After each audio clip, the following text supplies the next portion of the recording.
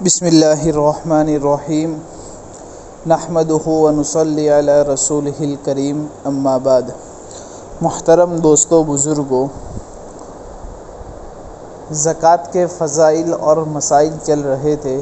کل گزشتہ زکوٰۃ کی فضیلت، اسی طرح صاحب نصاب شریعت مطہرہ کی نظر میں کون ہے اس کو، اور زکوٰۃ کے واجب ہونے کی شرائط کو آپ لوگوں کے سامنے بیان کیا تھا۔ آج ہم کو زکوٰۃ کے سلسلے میں چند متفرق اور اہم مسائل کو سمجھنا ہے۔ تو اس میں سب سے پہلے سمجھتے ہیں کہ اگر کسی کی آمدنی بہت زیادہ ہے، کافی ہے، لیکن وہ مقروض ہے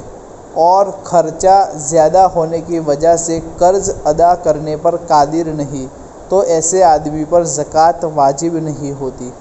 اسی طرح جس شخص کی ماہانہ آمدنی 1 مہینے کی آمدنی معقول ہو، لیکن سال بھر تک اس کے پاس نصاب کی مقدار جمع نہیں رہتی، تو اس پر زکوٰۃ واجب نہیں ہوتی، اس لیے کہ کل گزشتہ ہم نے پڑھا تھا زکوٰۃ کے واجب ہونے کے لیے اس رقم پر حولان حول یعنی 1 سال کا گزرنا ضروری ہے۔ بیچ کے اندر زکوٰۃ کے وہ پیسے اس کے پاس رہے ہو یا وہ مقدار اس کے پاس ہو یا نہ ہو، اس کا اعتبار نہیں کرتے، بلکہ جس دن اس کے پاس زکوٰۃ وہ مال آیا تھا، بالکل اسی تاریخ کو، لیکن 1 سال کے بعد اگر وہی پیسے اس کے پاس جمع رہتے ہیں تو اس پر زکوٰۃ واجب ہوگی۔ اسی طرح اگر ادھار کی رقم نصاب کے برابر یا اس سے زیادہ ہے تو وصول ہونے کے بعد زکوٰۃ ادا کرنا لازم ہوگا، اور اگر ادھار کی رقم وصول ہونے میں چند سال کا عرصہ گزر گیا تو گزشتہ تمام سالوں کی زکوٰۃ دینا لازم ہوگا۔ اسی طرح اگر استاد غریب ہے، نصاب کا مالک نہیں ہے، تو شاگرد کے لیے استاد کو زکوٰۃ دینا جائز، بلکہ مستحق استاد کو زکوٰۃ دینے کا ثواب بھی زیادہ ملے گا۔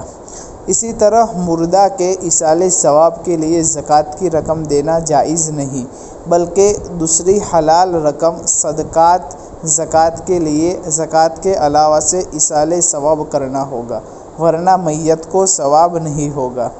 اسی طرح باپ اور بیٹا مل کر پیسہ کماتے ہیں اور پیسہ والد کے قبضے میں رہتا ہے، اور اکثر لوگ اس طرح کے سوالات پوچھتے رہتے ہیں کہ مشترکہ کاروبار ہوا کرتا ہے کہ ایک ہی دکان ہے، اس کے اندر والد بھی بیٹھتا ہے اور اس کا بیٹا بھی بیٹھتا ہے، اور باپ ہی اس میں سے تصرف کرتا رہتا ہے، وہی خرچ کرتا رہتا ہے، اور وہ رقم نصاب کے برابر ہے، تو سال گزرنے کے بعد باپ کے لیے زکوٰۃ ادا کرنا لازم ہوگا، بیٹے کے لیے نہیں، کیونکہ ان پیسوں کا مالک باپ ہے۔ ہاں، اگر وہ اپنا پیسہ تقسیم کر دے تو زکوٰۃ الگ الگ واجب ہوگی۔ اسی طرح اپنے باپ کو زکوٰۃ دینا جائز نہیں ہے۔ اسی طرح بچہ اگر صاحب نصاب ہے تو نابالغ ہونے کی وجہ سے اس کے مال وغیرہ پر زکوٰۃ واجب نہیں ہوگی، اس لیے کہ زکوٰۃ کے واجب ہونے کے لیے بالغ کا ہونا ضروری ہے، اور ولی کے لیے نابالغ کے مال سے زکوٰۃ ادا کرنا بھی لازم نہ ہوگا۔ دوسری عبادت کی طرح بچہ پر زکوٰۃ بھی واجب نہیں ہے۔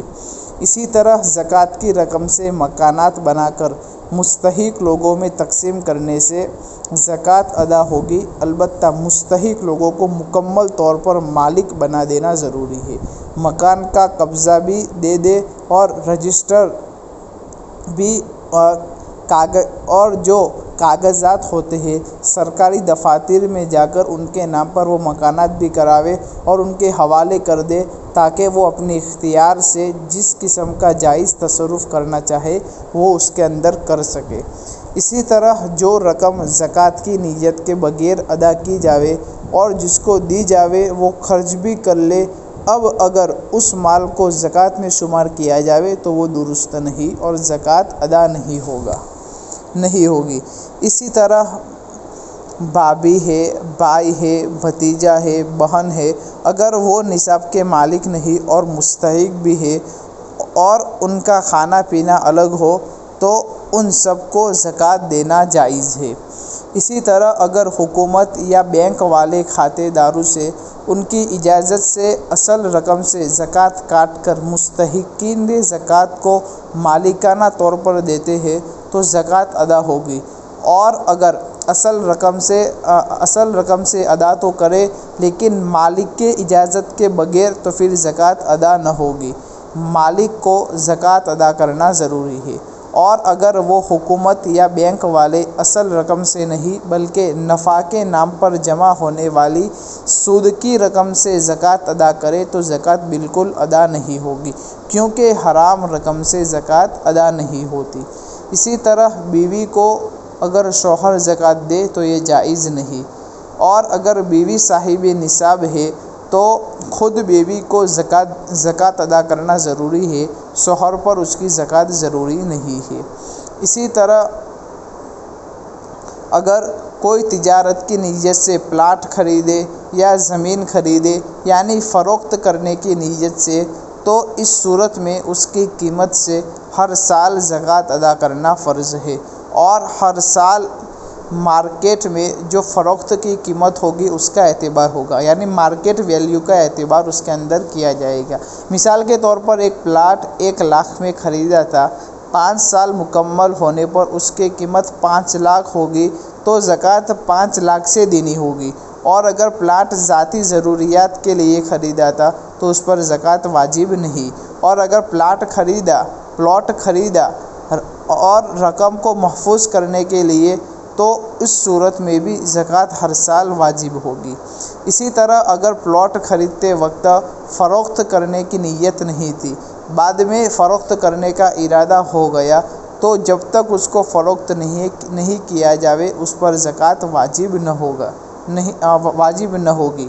اور اگر کوئی شخص سال کے پورے ہونے سے پہلے یا سال مکمل ہونے کے بعد تھوڑی تھوڑی کر کے زکوٰۃ ادا کرے تب بھی اس کے لیے جائز ہے، اور اگر کسی آدمی نے کمپنی کے طور پر پیسے جمع کرائے ہوئے ہو اور وہ نصاب کے برابر بھی ہو اور پھر اس آدمی پر کسی قسم کا قرض وغیرہ بھی نہ ہو تو اس محفوظ شدہ پیسوں کی زکوٰۃ ادا کرنی ضروری ہوگی، اور زکوٰۃ ادا کرتے وقت کمپنی کی جمع شدہ رقم کو اصل مال اور نقدے کے ساتھ ملایا جائے گا۔ اسی طرح اگر کوئی شخص یوں کرتا ہے کہ وہ انکم ٹیکس ادا کرتا ہے اور پھر یہ سمجھتا ہے کہ انکم ٹیکس کے ساتھ زکوٰۃ بھی ادا ہو گئی تو اس کی یہ سوچ غلط ہے، کیونکہ انکم ٹیکس ملکی ضروریات کے لیے گورنمنٹ کی طرف سے مقرر ہے، جبکہ زکوٰۃ ایک مسلمان کے لیے اہم فریضہ خداوندی اور ایک اہم عبادت ہے۔ انکم ٹیکس ادا کرنے سے زکوٰۃ ادا نہیں ہوتی، بلکہ زکوٰۃ کا الگ ادا کرنا اس کے لیے ضروری ہے۔ یہ کچھ زکوٰۃ کے لائن کے موٹے مسائل تھے جس کو آپ لوگوں کے سامنے میں نے بیان کیا۔ اسی پر اپنی بات کو ختم کرتا ہوں۔ وآخر دعوانا ان الحمد للہ رب العالمین۔